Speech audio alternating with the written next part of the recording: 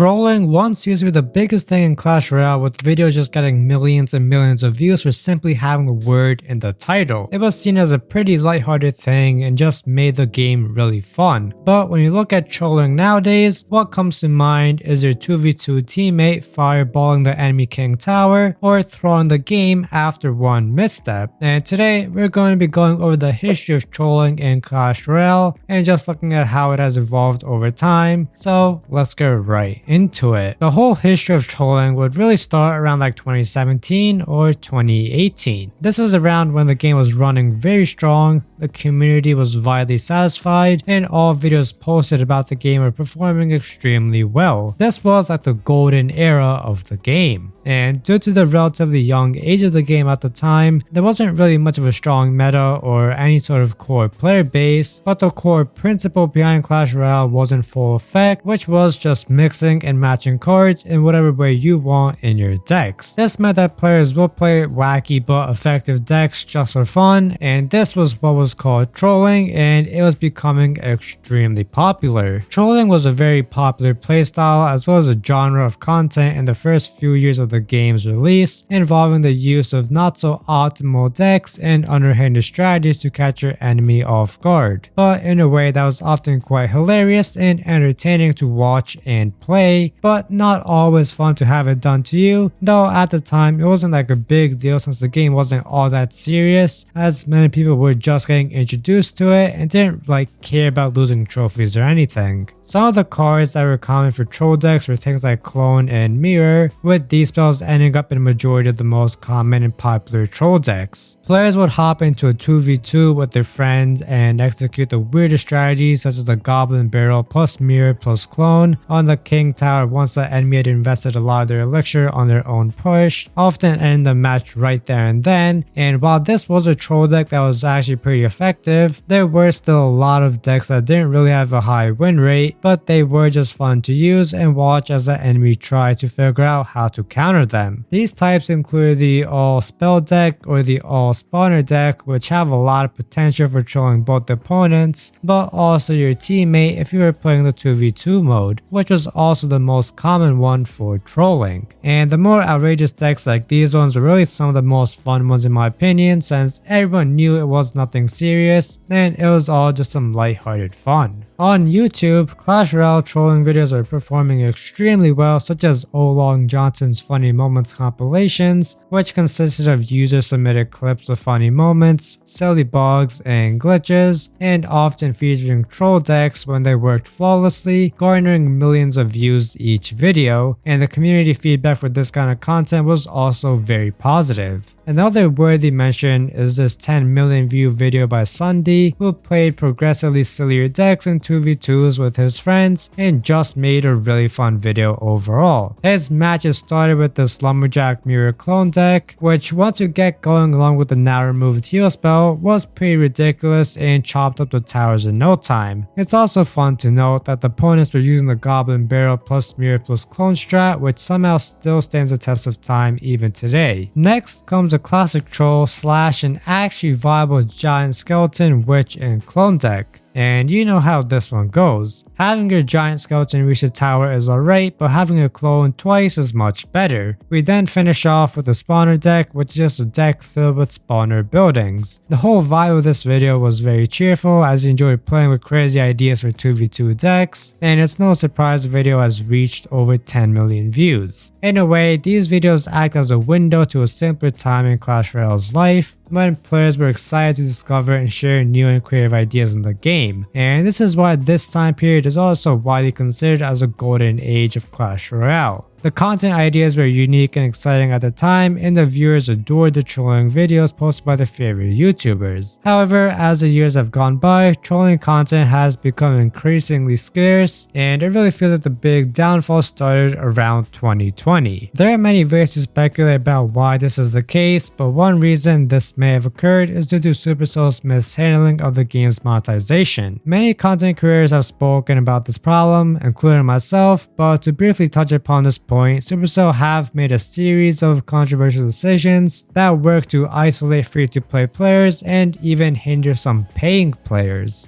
It started with the introduction of Clan Wars 2 in August of 2020, and I won't bother going into all the details, but basically this update kind of marked the beginning of the game's shift towards a pay-to-win model, and over time the game would really just keep on losing their casual player base with more and more updates. And the trolling and all that fun lighthearted stuff was really a thing that casual players did, since they didn't care about losing trophies and they weren't like grinding to max out their decks or anything. And so from 2020 onwards, trolling as a whole would decline, with less players doing it and less videos being made on it, since the casual player base was also the main audience for those videos. The game really just started getting more and more serious over time, and people really just seemed to care a lot more about whether they won or not, since a lot of people were also spending money just because that's how the game was evolving, and sacrificing a few games just to go and troll or mess around really wasn't something most people were willing to do. And so trolling in the game would also end up going down a bit of a bad route, with the terms griefing and trolling being seen as the same thing. You would have people that you could say kind of gave up on the game, or maybe just decided they wanted to be annoying, and they would go into 2v2 games and really just ruin the game in ways that just weren't even fun, such as just not even trying or actively trying to make it as hard as possible for their teammate to win. And this is what would end up kind of being the normal troll and what the word ended up getting associated with, since you barely even saw the original trolls in the game anymore due to the reasons I said earlier. You could also say trolling has taken the form of challenges, with the troll essentially being on the person doing it themselves, as they're making the game harder or just making it more ridiculous for themselves by setting like challenges or restrictions or something that just wouldn't really make any sense. For example, you have all these players making videos on using a spell only deck as a challenge, even though in the past it used to just be a fun way to troll since no one would really be expecting it. It had been a fun thing, but now it's just considered a challenge because the goal is to win, because the game has just become more serious now and people would rather watch a hard challenge than a fun troll. Trolling in the early years of the game, in a way, displayed a period when the game was in a healthy and balanced state in terms of the community. These suboptimal decks and strategies were played and shared purely for the enjoyment of using them, but today they don't really have a place in the game. Today, trolling as a genre has kind of been replaced by challenges, such as B-Rad's recent challenge videos, adding certain cards every win, using the forbidden RNG button for decks, or using the furnace in 62 matches straight. It's safe to say that the golden era for trolling and troll content has gone by, and with the newer additions, the content ideas have also shifted with them. That said, the troll playstyle is something that players can still respect, if not appreciate, and every now and then you still manage to see two players trying to pull off the goblin barrel plus mirror plus clone strat, and it's just a shame that there are now many more small spell cards compared to 2016, so this trolling is really successful because of all the new counters. But overall, the game really just lost a lot of its fun and casual audience, and therefore casual trolling also seemed to go with them. And nowadays, what people call trolling isn't even trolling as much as it is just being annoying. But that's it for this video. I hope you guys enjoyed, and I'll see you in the next one.